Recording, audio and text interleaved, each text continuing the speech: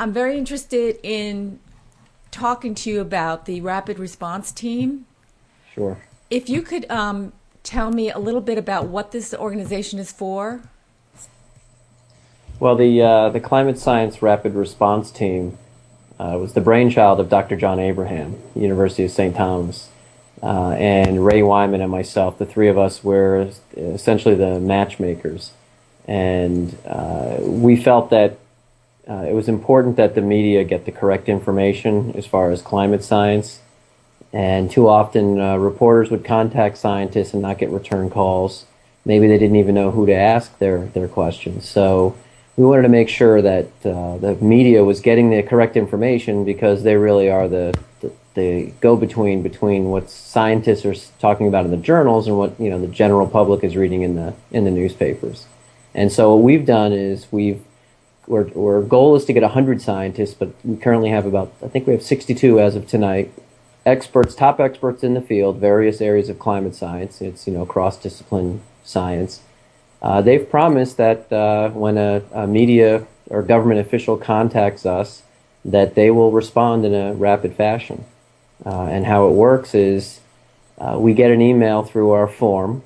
Our website is www.climaterapidresponse.org. We're going to be updating that site quite a bit in the coming weeks. Right now there's an email form where a media or government official can put in their name, organization, deadline, and they ask their question. That is sent to the three matchmakers. We look through our list of scientists to find the top 3 experts, and then we contact those experts and ask them to respond to the question. And for the most part, we've been able to get replies within 24 hours. That's fantastic. It seems like something that's really needed at this point. Why do you think that the information about climate change hasn't been getting out? Well, it's actually several things. For the most part, scientists, for many years, I mean, there are some that have been very active in communicating climate science, but most climate scientists they're experts in the science, and they're not maybe experts in the communications area. And they publish their research in the peer-reviewed journals, and that's essentially where sort of the truth comes out. The peer review process is not perfect, but it's about the best thing we have as far as making sure that the information is accurate, and generally the experts review it and see it as such, or they publish something that says, well done, there were some mistakes. But all that conversation is all occurring in what some would call the ivory tower, meaning that peer-reviewed journals are not something that the average person is going to read, nor do they have access to, and they're very expensive. I mean, I'm fortunate enough to be working at a college where I get free access to the top journals in the world. I'd be paying thousands of dollars a year to have access to those journals.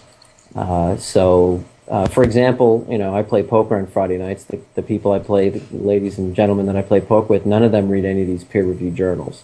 But they do read newspapers. So it's important that the science in the journals makes it into the newspapers and television.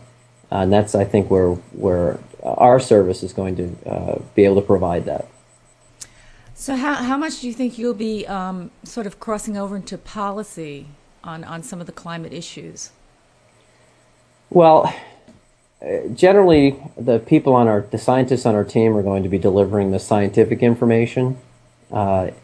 We certainly encourage government officials to contact for that information, but we're not a policy prescriptive team in any sense. I would say some have called us advocates, but I think that's a good word. We're advocates for climate information. That information then would be used to set policy, but we're not elected representatives. The elected officials are the ones that are going to essentially make policy, but hopefully it will be based on correct science. But the correct science is not really out there, so we're serving that purpose. Well, our goal really is to shift the debate to where it should be from where it is now. Right now, there's this sense that there's a debate among scientists about whether or not the world is warming, and then whether or not humans are driving that warming. And there really isn't debate there. But as long as we sort of get mired in this debate that we shouldn't be having, we won't move into the next round where there is debate, and that is, what do we do about it? How bad is it going to get? What are the solutions? How do we adapt? How do we mitigate? That's really where the discussion should take place. So we're trying to move the discussion to where it should be, and that's where it should be. I'm curious about, there seems to be this backlog, this group of skeptics that are out there that keep cropping up. Why do you think this is? Why do you think that people do not, even when they hear the science, they don't believe it? There was an interesting study done a couple years ago where groups of people who identified themselves as called conservative or Republican were given a fake newspaper article. And the first half of the article was the actual climate science. In one set of newspaper articles, the solution was offered as more government regulation, more anti-pollution laws. Whereas in the other newspaper, they got the same exact climate science in the top half of the newspaper. But the bottom half of the newspaper, they said the solution would be to deregulate the nuclear power industry. Interestingly enough, those that identified themselves as being conservative or Republican, maybe libertarian ideology, actually believed the science in the second newspaper, whereas the same types of people did not believe the science in the first paper, whereas the science was exactly the same, but it was a different solution.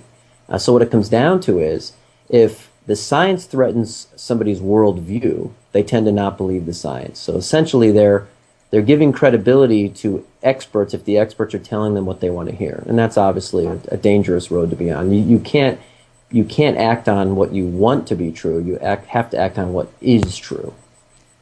So that sounds like that's going to be one of the biggest roadblocks to actually convince people that sort of have their mind sets already. So what you have to do is you have to obviously you have to understand who you're speaking with, and you have to be able to connect to what they believe is important, and see, climate change is going to impact pretty much all facets of society. So it doesn't really matter what side of the political fence you're on. It's going to impact you. So I often tell people, climate change is not a Republican or Democratic issue, as you might believe if you read the papers. It's a human issue. Sea level doesn't care if it floods a Republican's house or a Democratic person's house. So when I try to reach to more conservative viewers, I would say, for example, when people are displaced due to sea level rise and floods and droughts, and they're on the move, there's going to be massive immigration. I mean, it's happening already. Those people are going to move into other nations, and there's potential for civil war. Immigration is a very contentious issue, and when people are desperate, they do desperate things. So there's certainly a national security implication. In fact, military and intelligence experts have said that climate change is probably one of the most important issues facing humanity this century. We also have health officials saying the same thing. For example, in the New York area where I live, West Nile is going to be on the increase. Lyme disease is certainly going to be on the increase because ticks are going to survive the warmer winters. And I just read an article that dengue hemorrhagic fever, which is in the same ballpark as the Ebola virus, from a mosquito, has made its way into the United States, and health officials attribute that to warmer climate. And so now we have medical officials saying climate change is going to be a huge impact on society in this century. You have military experts saying the same thing, and you have scientists. Now, none of these groups really talk to each other, and they're all saying the same thing.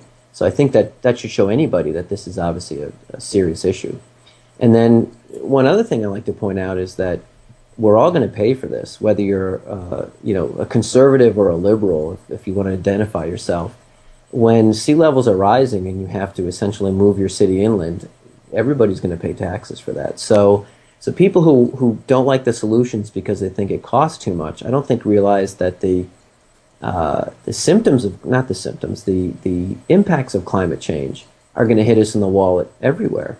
So you've got tax arguments, you've got national security, you've got immigration, you've got health. There was just an article from a farmer who's saying he's witnessing climate change now and it's devastating.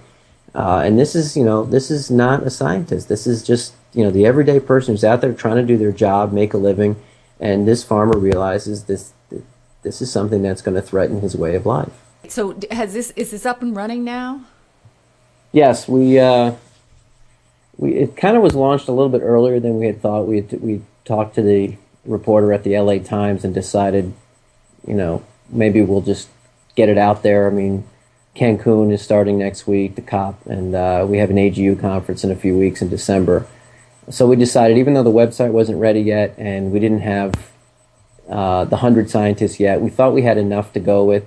So we put up the website with a form on it, and we've been answering questions every day. We've been able to help the Los Angeles Times, the Times of London, New York Times, National Public Radio, a couple of local radio stations, Minnesota, California, the Center for American Progress, Science Magazine. We're able to actually get a scientist to go to a House committee hearing on climate change. And we got a scientist who actually just sort of did a scientific play-by-play as the hearing was going on through a web-enabled plugin. So I think that was a real coup. But we actually were fielding questions before we were official. I think the word got out there. And you're going to see in the coming weeks, our website's going to expand. Instead of just a form, we're going to have testimonials and more about, how the process works, bios of the three matchmakers. We're going to have some resources for people to go to who want information but maybe are not media or government officials, and then some other things on there like that. So it's actually functioning pretty well. Considering that the three of us have never done this before, the scientists have never really done this as a group before, I think it's working very well. We've been able to help a lot of people already, which is great. That's great that you're getting such a good response to this, and it's already happening. Yeah, go on. I was just going to say, yeah, it actually has been more successful initially than I think any of us thought, and we're hoping that as we sort of build a database of organizations that we've helped, we would be able to move it to the next level. I think newspapers are great, radio is great, but TV is the ultimate medium, and I'm hoping that we already have some scientists who said they're willing to go on television shows. So we're hoping that television will come to us and say, look, can we get some of these people on air and talk to them? We're ready to do that. So how is this funded at all with the website and everything? It's not. Everybody's doing this free of charge. And it's very time consuming, and if you can get Bill Gates, if you can get his ear and get him to throw us some money, that would be great. The three of us who are the matchmakers, we would never accept payment for this. I don't think the scientists would ever accept payment for this. I would say that right now the time constraint is pretty big. Just as an example, John Abraham, he's a very frequent publisher of papers, and he really hasn't done anything in the last 2 months because of this.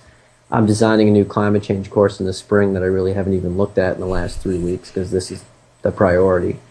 And Dr. Ray Wyman is just crazy with the kind of emails he's getting. So we're trying to get the process to be a little bit smoother, but it really has become a big chunk of time So if someone could make more than 24 hours in a day, that would be better than someone giving us money at this point, I think. Okay, well, thank you very much. So we'll be in touch.